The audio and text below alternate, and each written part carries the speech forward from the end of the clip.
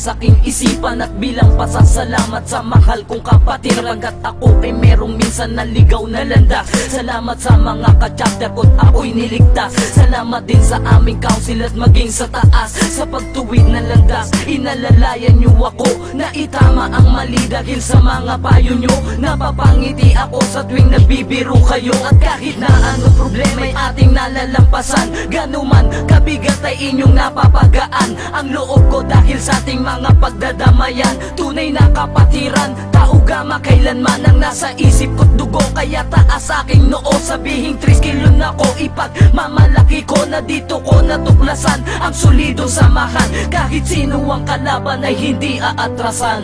Tao gama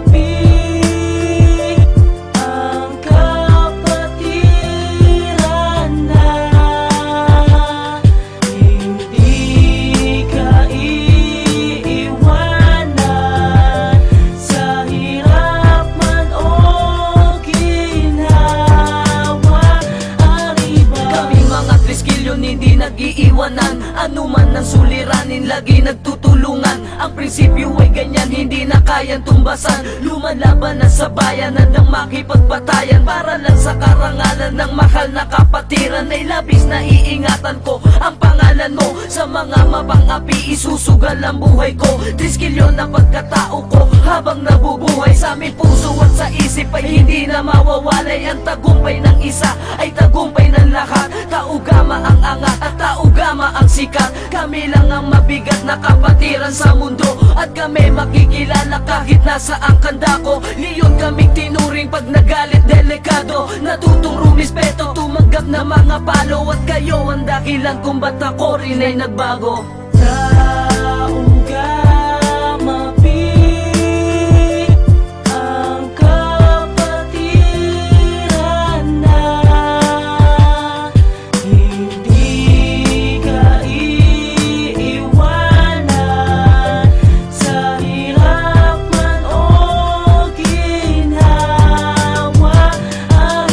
At bago magtapos ang awitin na to, sa aking mga kapatid sana ay naibigan nyo. Simple man itong awitin ngunit di mababayaran, pagkat yaman para sa akin ang mga pinagsamahan. Sadyang di malilimutan ang ligayang sandali na sa aking kalungkutan nandiyan kayo sa aking tabi. At kayo na nagsasabing lagi meron pang pag-asa. Lahat ay sama-sama mahalin ang kapatiran. Kapatiran walang iwanan, umabot man sa kamatayan. Pagtibayan pa natin ang ating pakikisama, patuloy na tumulong maglingkod sa ating kapwa. At tayo'y maging bahagi sa bawat ngiti nila. Likas na sa atin at tumulong mula pa man nung umpisa. Hindi na nga magigiba ang ating pundasyon, wala na ngang makakabali sa mga pangil ng leon. Mananatili habang buhay lumipas man ang mga panahon.